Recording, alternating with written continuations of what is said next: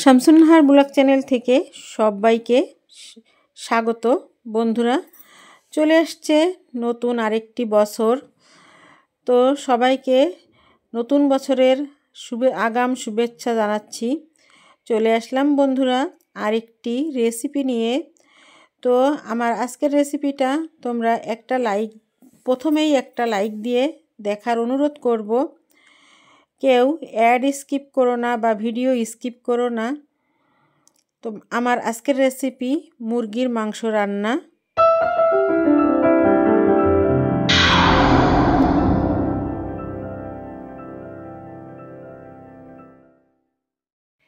আসসালামু আলাইকুম বন্ধুরা, আমার মুরগির মাংস রেসিপিটা এখান থেকেই শুরু করব।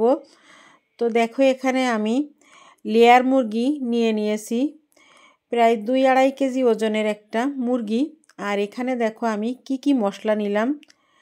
এখানে আদা বাটা, জিরা বাটা, রসুন বাটা, গোলমরিচ বাটা, আলু, পেঁয়াজ আর হলুদ, লবণ, শুকনো মরিচ আলাদা করে বাটিতে রেখে দিছি। সব আমার রেডি করা আছে, এখন শুধু রান্নাটা বসাবো। আর এখানে দেখো ভাতের জন্য চাল ধুয়ে রাখছি। একটা বাটিতে আছে মুরগির চামড়া, যেটা স্কিন। চলো তাহলে বন্ধুরা রান্নাটা শুরু করি। আমি চুলাতে কড়াই বসিয়ে দিয়েছি, আর কড়াইটা গরম হয়ে গেলে দিয়ে দেব পরিমাণ মতো তেল। তেলটা গরম হয়ে গেলে এখানে আমি তেজপাতা দিয়ে দিলাম, দারচিনি দিয়ে দিলাম, আর দিয়ে দিচ্ছি পেঁয়াজ। এখন পেঁয়াজটাকে একটু ভাজা করে নেব। আর দিয়ে দিছি এলাচটাকে আমি একটু থেতো করে তারপরে দিয়ে দিলাম। এখন পেঁয়াজটা একটু ভাজা করে নিয়ে তারপর এখানে মশলা দিয়ে দিলাম 2 চামচ রসুন বাটা, জিরা বাটা, আদা বাটা, প্রথমে দিছি আদা বাটা, তারপরে দিলাম জিরা বাটা। সব আমি 2 চামচ করে দিয়ে দিলাম।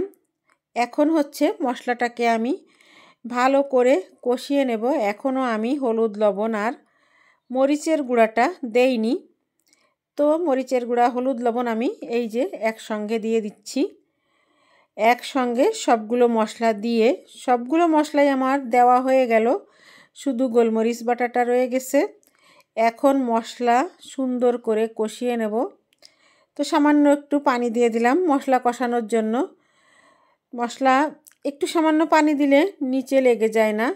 এখন বন্ধুরা অনবরত নাড়াচাড়া করে মশলাটাকে ভালো করে কষিয়ে নিতে হবে।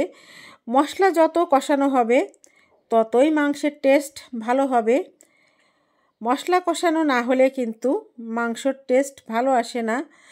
মাংসও কষাতে হবে ভালো করে, মশলাও কষাতে হবে ভালো করে, তাহলেই একটা অন্যরকম সেন্ট আসে রান্না থেকে। তো বন্ধুরা, মশলা কষানোর এই পর্যায়ে এসে আমি দেখো মাংসগুলি দিয়ে দিচ্ছি। তো এখানে আমি একে একে সবগুলো মাংস দিয়ে দিব। তো আমি যে মুরগির চামড়াটা, ওটা এই মুহূর্তে দিব না, ওটা একটু পরেই দিব। এখন সম্পূর্ণ মাংসগুলিকে দিয়ে কিছুক্ষণ আমি ভালো করে কষিয়ে নেব। বন্ধুরা দেখতে থাকো, সঙ্গে থাকো।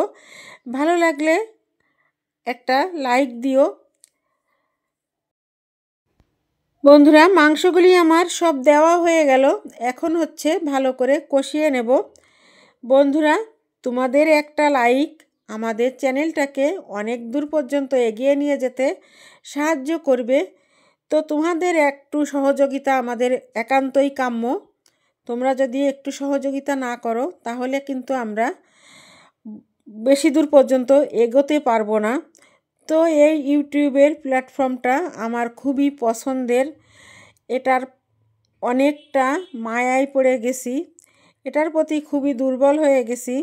ভিডিও না দিলে ভালোই লাগে না, কেমন জানি খালি একা একা লাগে, বোরিং ফিল করি।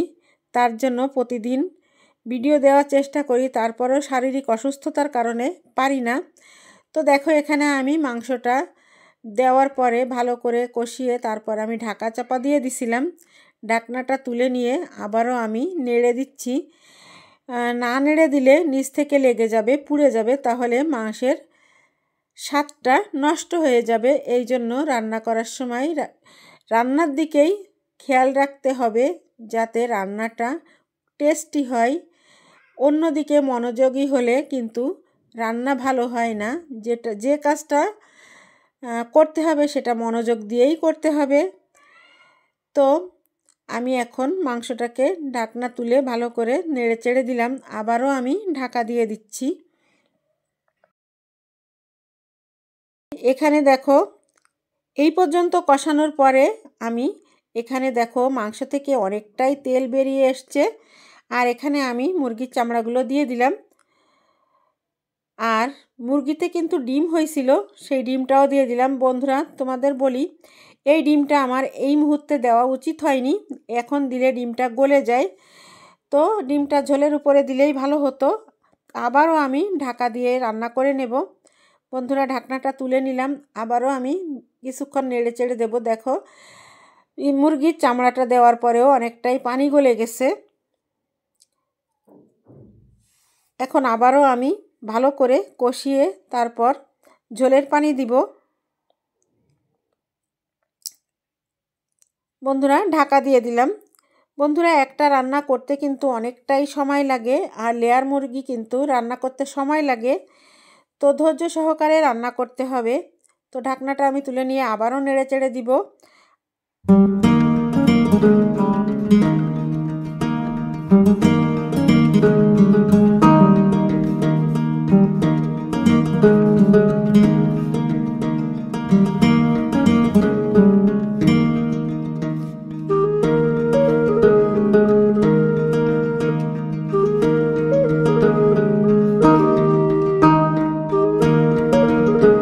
দেখো মুরগির চামড়াটা দেওয়ার পরে যে ঝোলটা বেরিয়ে এসেছিল সেটাও টেনে গেছে, আর হচ্ছে মাংস থেকে তেল রিলিজ হয়ে গেছে। এখন আমি দিয়ে দিলাম আলু।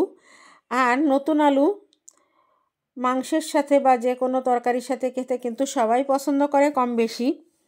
তো এখানে আমি নতুন আলু দিয়ে দিলাম। আলুটাকে দিয়ে আবারও কিন্তু কষাতে হবে। আবারও আমি ঢাকা দিয়ে আলুটাকে কষিয়ে নেব।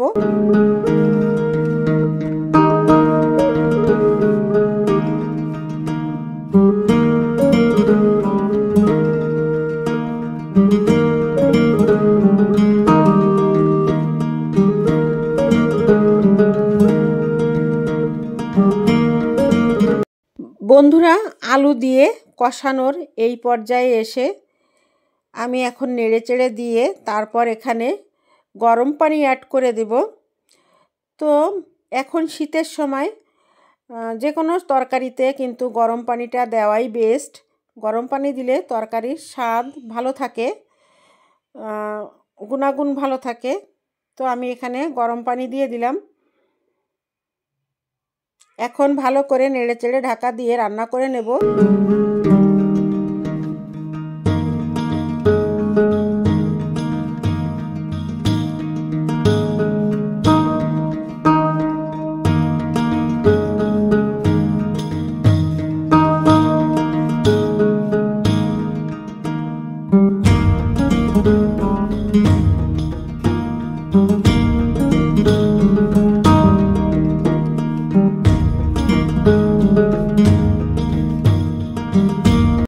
বন্ধুরা আমি ঝোলের পানিটা দিয়ে এখন ঢাকা দিয়ে দেব।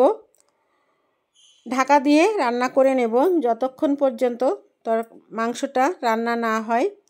তো এখানে আমি দেখো ঢাকা দিয়ে রান্না করে নিছিলাম, তোমাদের সাথে আর বেশি কিছু শেয়ার করি নাই, ভিডিওটা অনেক বড় হয়ে যাবে তাই।